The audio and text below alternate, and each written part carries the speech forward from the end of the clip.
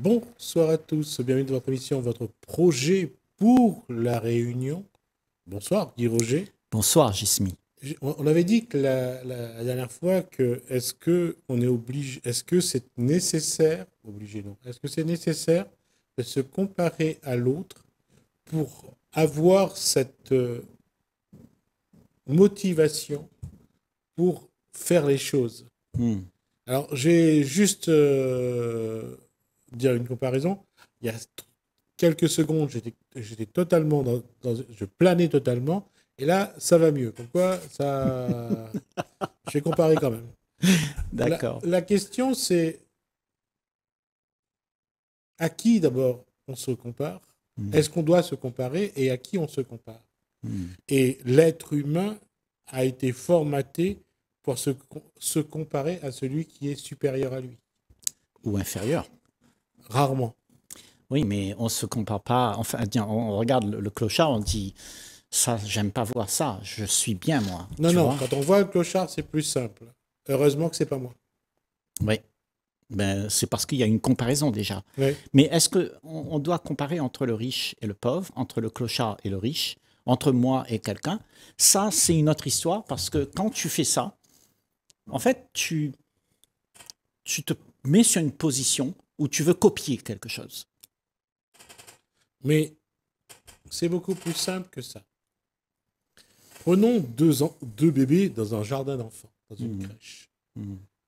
Et les bébés ont chacun leur hochet que les parents ont acheté. Et les deux bébés sont là. Ils n'ont pas encore les notions de ces éléments qui font que l'être humain est plus ou moins rempli de posture. Malgré tout, le bébé qui a un hochet qui est bien va peut-être trouver le hochet de son copain ou sa copine mieux.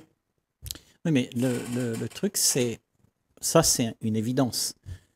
Mais pourquoi, nous, les êtres humains, on compare? Pourquoi on fait ça? Pourquoi on trouve là-bas quelque chose qui est plus valorisant? Pourquoi? Parce que notre esprit est attiré par quelque chose qui va nous égayer. Donc, on veut trouver là-bas quelque chose qui va me donner de la valeur. Donc, je vais me comparer et je vais m'identifier à ça.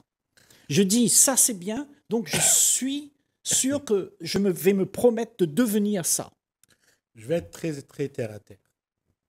Prenons l'exemple de deux ou trois personnes qui, ensemble, vont manger au restaurant. Quelle est la première chose qu'ils font quand ils rentrent dans le restaurant? Ben, ils regardent le menu.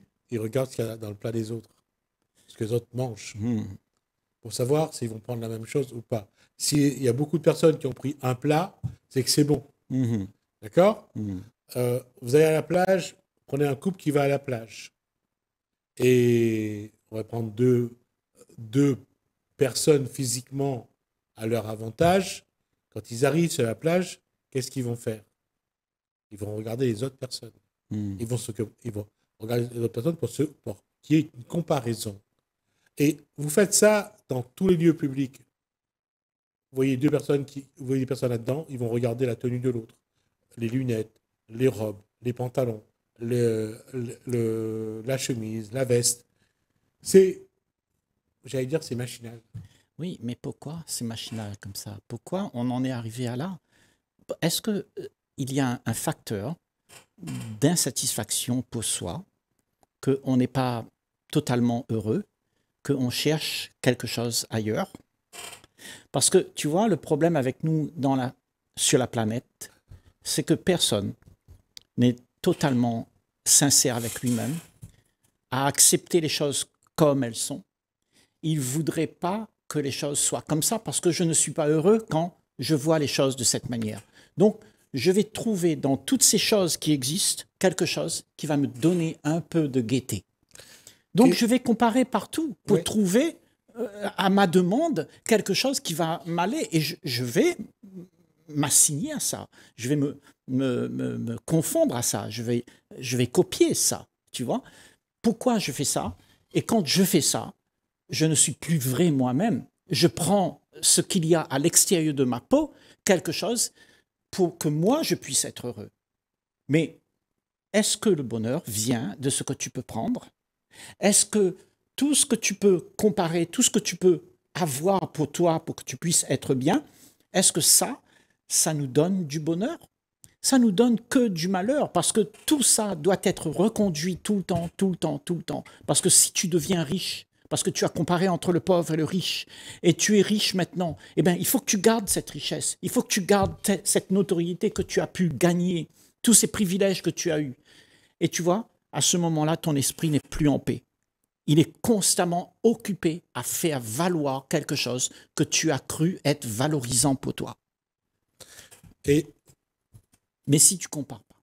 Mais l'enfant, depuis sa naissance et jusqu'au bout, l'enfant qui va devenir, le bébé qui va devenir un enfant qui va devenir un ado qui va devenir un adulte, l'adulte qui va prendre de l'âge pour venir à la comparaison est de tout temps. Oui, certes. D'accord. La question est à quel moment et comment on peut apprendre à arrêter de comparer. Tu sais, quand tu as trouvé que ce que tu es, c'est quelque chose qui n'a pas besoin de rien. Ce que tu es, c'est authentique, vrai. Tu es terriblement sincère avec ça, ok? Alors ça se suffit à lui-même. Tu n'as plus besoin de chercher à l'extérieur de ta peau quelque chose qui va te valoriser. Donc, à ce moment-là, il n'y a plus de comparaison. Mais est-ce qu'on est prêt à abandonner toute cette activité pour chercher à me fournir de tous ces plaisirs que je cherche? Est-ce que je suis prêt à abandonner tout ça? C'est ça notre problème. C'est qu'on va toujours comparer tant qu'on n'a pas été soi-même entier. On n'a pas remarqué que ce que tu es là n'a pas besoin d'être comparé. Tu es ce que tu es. Tu es pauvre, tu es ce que tu es. Pourquoi tu veux comparer? Tu vas te faire du mal, parce qu'il va falloir faire en sorte que tu deviennes quelque chose. Et ce devenir-là, c'est toute la tracasserie de notre planète, ça. On veut devenir ce qu'on n'est pas. Et quand tu veux ça, eh ben, il n'y a que des problèmes sur la planète. Parce que tout le monde va se bagarrer pour avoir une position sur l'échelle sociale. Parce qu'on a comparé, on a dit là, c'est bien. Et plus haut tu montes, plus la comparaison, elle est idyllique. Et on veut avoir ça. Et tout le monde cherche à monter là-dessus sur l'échelle sociale. Donc, on va passer toute notre vie à comparer, comme tu dis, depuis l'enfance. Ça, c'est ma mère, ça, c'est pas ma mère. OK? Et quand tu fais ça, eh bien, tu n'es plus dans un esprit pragmatique. Tu es isolé dans ton monde où tu cherches à avoir toujours les choses pour moi. Et moi est devenu très important dans ce monde. Alors que ce que tu es là, ce moi, c'est celui qui fout tous les problèmes sur la planète Terre. Parce qu'on veut se faire valoir. Et à chaque fois que tu veux te faire valoir, il y a quelqu'un qui va tomber dans les égouts. Parce que toi, tu es au-dessus. Tu vas te croire être au-dessus. Et cette position au-dessus des autres, au-dessus de la mêlée, eh bien, te donne de la notoriété. Et tu deviens arrogant. Voilà la comparaison. Pourquoi on compare? Donc, ne compare pas. Accepte ce qu'il y a. Et tu vas voir que ta vie, elle-même, ta vie, ben, tu n'as plus besoin de rien vouloir pour pouvoir te valoriser. Tu es ce que tu as accepté. Tu vois, le problème, c'est que nous n'acceptons pas qui nous sommes. C'est pour ça qu'il y a cette division de toutes les choses. On a divisé tout.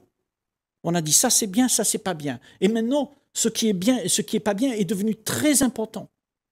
Donc nous voulons absolument faire en sorte que tout ce qui est bien, eh ben, je puisse le garder pour moi. Et je puisse aussi le garder pour moi parce que je vais le montrer à tous ceux qui vont être en mon contact. Je vais montrer ce qu'il y a de mieux. Mais tout ce que je ne veux pas voir, je mets sous le tapis. Et là, ça fait de toi quelqu'un qui est faux. tu n'as pas une sincérité dans la relation. Ta relation, elle est faussée par ce que tu veux montrer, parce que les gens attendent de toi. Je vais même aller plus loin. Je crois que c'est sa relation à soi qui est déjà faussée. Parce qu'on essaye de créer un personnage. C'est ça. On n'est pas soi. Si on était soi, ça simplifie la relation à nous-mêmes, ce qui simplifie la relation aux autres. C'est ça. Donc, si dès le départ, on fausse la base de communication, oui. La communication va être faussée à tous les niveaux. Donc, ce personnage, justement, il est issu de toute la valorisation qu'on puisse se donner dans les comparaisons. Et donc, on veut être cela. On devient ce personnage qui montre au monde tout ce qui est valorisant. Mais ce que tu es est aussi ce qui n'est pas valorisant. Donc, tu vas avoir un personnage qui montre quelque chose qui est faux, c'est-à-dire une image. L'image n'est pas la réalité de ce que tu es, ce qu'il y a derrière l'image. Et qu'est-ce qu'il y a derrière l'image? Quand tu ne fais pas voir l'image, quand tu n'es pas issu de toutes ces comparaisons que tu montres au monde, qu'est-ce qu'il y a? Quand tu ne fais plus ça, tu es juste toi-même. Tu ne veux plus rien, tu n'attends plus rien, tu ne demandes pas rien, tu ne compares pas, tu ne juges pas, tu ne veux rien. Ça veut dire que tu es là, présent, et ça te suffit, parce que tu es en paix. Ça, c'est quelqu'un d'en paix, parce que quand tu compares, tu n'es plus en paix, parce que tu veux courir derrière ce que tu as trouvé qui était bon pour toi. Et tu veux ça pour te valoriser. Mais la vie, c'est pas ça. La vie, c'est vivre tout simplement comme tu es, pas comme tu voudrais être. Ce que tu voudrais être, c'est un système social qu'on t'a foutu sur le dos et on t'a formaté pour te demander d'être ce que tu devrais être. Et en fait, tous, on devient faux dans nos relations. Si on peut voir ça, mais c'est pas grave, hein, on est comme ça tous, hein, pour la plupart, je dirais. C'est pas grave ça. Mais quand on parle comme ça, que tu puisses le réaliser, qu'est-ce que tu vas en faire? Si tu as réalisé que tout ça est vrai, qu'est-ce que tu vas en faire? À se demander à soi-même, parce qu'on n'est pas là pour changer le monde, mais c'est toi-même qui dois voir ça. Parce que dès que tu l'as vu, ta vie change, ton entourage change, ta relation avec les autres change, parce que tu es ce que tu es, mais pas ce que le monde attend de toi. Mais le problème, c'est que le plus souvent, il est plus facile de répondre au monde que de répondre à soi. Bien sûr, parce que le monde, c'est ce qui fait l'interaction avec nous, tu vois? C'est-à-dire, le monde, c'est le reflet de toi-même, en fait. OK? Et tu dis, ah, ça, c'est pas bien. Mais tu regardes pas là-dedans. Tu veux le voir là-bas et tu accuses là-bas.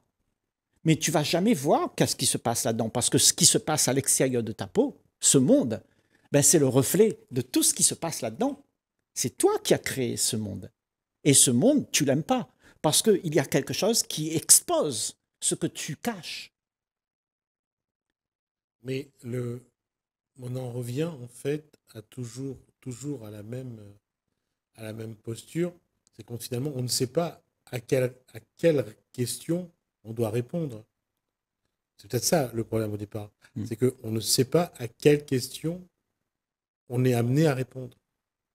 Qu'est-ce que tu veux dire par là? Bah, quelqu'un qui va se comparer, oui. C'est qu'il croit que pour lui, oui. pour être bien, il faut ressembler à monsieur ou à madame. C'est ça. C'est pour ça que je dis que ça. Dès le départ, la question n'est pas posée parce qu'il y a une posture, je dirais, récurrente où on se compare à l'autre. Alors, avant de se comparer, peut-être qu'il faut savoir qui tu es. Et c'est peut-être ça le problème, c'est que tu ne sais pas qui tu es. Ça ramène à cette fameuse phrase de Socrate. C'est ça. Et la plupart d'entre nous, on ne cherche pas à savoir qui on est. On voudrait être ce que l'autre est là-bas. Donc, on n'est pas vrai. Parce que c'est plus facile. Et c'est ça qui est le paradoxe. On a l'impression que c'est plus facile de ressembler à quelqu'un d'autre qu'à soi. Mais parce que soi, c'est rien. Quand tu es soi, il n'y a rien. Mais quand tu es devenu soi, c'est un soi qui donne de l'apparence. qui a quelque chose, tu vois. Mais en réalité, ce que tu es n'a rien à montrer. Et c'est peut-être pour ça que nous, on en a peur. Parce que toute cette société, toute ta vie te dit comment tu dois être, qui tu dois être, et ce que tu dois faire pour être admiré, chouchouté. Et va alors se poser, enfin, se pose depuis maintenant des siècles la même question. Oui. Et Socrate l'a dit, connais-toi toi-même. Oui. Aujourd'hui, plus que jamais, l'individu est sur un chemin où il part à la recherche des autres, Oui. plutôt que d'être sur un chemin pour essayer d'être à la recherche de lui-même. Oui, mais tu vois, Jismi, on en vient parce que, tu vois, on le fait tous, tu vois. Et quand on fait ça, il y a en toi, il y a un élan, il y a une insatisfaction, parce que tu n'es pas libre, tu n'es pas toi-même. Et toute la vie fait en sorte que le résultat de tout ce que tu vis là, ça veut dire être joyeux, être heureux, être toi-même, être vrai. Donc ça veut dire qu'au départ, on n'est pas sur des postures de valeur, Oui. mais on est sur des émotions. C'est-à-dire être heureux, être joyeux, Voilà. prendre du plaisir. C'est ça. Et c'est ça qu'on veut. C'est d'abord avoir des émotions. C'est ça. C'est mais ça. pas avoir des valeurs. C'est ça. Les émotions que tu as t'empêchent justement de réfléchir. Parce que tu veux, dans l'émotion, tu as une certaine sécurité. Parce que ce que ça te donne, ça te rend heureux. Oui, ça, du plaisir. Ça te fait plaisir. Et tout ce plaisir, ben on en veut encore et encore et encore. Donc, ce qui nous intéresse, c'est de trouver quelque chose qui va nous faire plaisir, qui va nous donner des émotions. Oh chérie, je t'aime, qu'est-ce que tu m'as fait? Oh, quel plaisir de te voir. Mais en fait, tout ça, c'est quelque chose qui nous égare de la réalité de ce qu'on est vraiment. On n'est pas un paquet d'émotions, on est juste une vision de ce que la vie, elle est. Tout ce qui se passe doit être perçu sans émotion. Parce que si tu as de l'émotion, tu vas jouer dedans parce que l'émotion ne te plaira pas. Tu voudras faire en sorte que ce que tu vois puisse être changé par ton action. Donc tu vas contrôler. Donc, on en revient à ce que Bouddha appelait l'illumination. Oui. C'est qu'à un moment donné, dans sa quête contre la souffrance, parce qu'il voulait lutter contre la souffrance, c'était d'enlever les émotions, positives ou négatives. Oui. À partir du moment où il n'y avait plus d'émotions, il était bien avec lui. Oui. Rien ne pouvait plus ni le rendre heureux, encore moins malheureux. Ouais. Donc, mais pour faire ça, il y a tout un processus. La vie, justement, elle se veut être des émotions, des envies, des plaisirs, des joies, des peines. C'est ça qui se passe. Parce que ce qui se passe, pourquoi c'est comme ça? C'est parce que depuis l'éternité, depuis tout le temps que la race humaine existe, on a fait des actions. Les actions que tu fais, que je fais, que lui, il fait là-bas, ce sont des boomerangs qui nous retombent dessus. On sème, on va récolter. Et ce sont ces récoltes que l'on fait qui nous donnent ces émotions-là. Maintenant, si tu ne fais rien pour semer et que tu es libre de ce qui va revenir vers toi, alors tu seras en paix. Parce que quand les choses vont arriver, tu vas être savant, tu vas savoir qu'est-ce que tu as fait. Je crois que ça va plus loin. En fait, quel que soit ce qui arrive, ça ne déclenche plus chez toi une émotion positive ou négative. Oui, parce que tu es en paix. Parce que tu es en paix. C'est pour ça que je disais que quelque part, et ça, c'est le cycle même de la vie, ce que tu déclenches en bien ou en moins bien te revient. C'est ça, c'est ça. Alors, quand ça ne te revient pas, c'est parce que tu es dans ton centre de paix, tu vois, où là habite le sacré. Ce sacré ne peut être ni ébranlé, ni être dans l'émotion. Il est là. Et c'est la conscience. Tu es conscient de ce qui se passe. Et quand tu es conscient de ce qui se passe, alors tu es maître de la situation parce que la conscience est l'ordre. À chaque fois que tu vois des choses, tout de suite, tout se transforme parce que tu l'as vu, parce que tu as vu le mensonge. Et toi, tu es la vérité, le mensonge s'en va automatiquement. Parce que l'ordre crée l'ordre et ne crée pas le désordre. Le désordre est créé par celui qui veut changer, qui veut arranger, qui veut contrôler. Celui qui compare, il va créer le désordre. Et c'est encore une fois la question de départ, c'est cette comparaison. Et on voit que la comparaison, c'est pas seulement le fait de se comparer à l'autre. Oui. Même si on se compare à soi, oui. Ça peut créer un désordre. Bien sûr, c'est là où se trouve le plus grand problème, c'est qu'on se compare soi avec ce qu'on aimerait être. Oui. Mais ce que tu aimerais être n'a rien à voir avec la réalité. Donc, on a une situation, hein, on est comme ça, on est riche ou pauvre, ou peu importe comment tu es comme ça, tu n'aimes pas ça, parce que ça te donne plein de problèmes, donc tu cherches à être autre chose. Donc tu es en conflit avec tout. Tout ce qui se passe en toi est en conflit. Et là, on dit, si tu acceptes ce qui se joue, accepte ce qui se passe, il n'y a plus de problème. Alors, la question est comment accepter ce que l'on est, comment accepter ce qui se passe, comment ne pas se comparer. C'est la question pour la prochaine émission. D'accord. Merci Guy Roger. Merci à vous de nous avoir suivis. Merci Alain, merci François. Je vous dis à bientôt.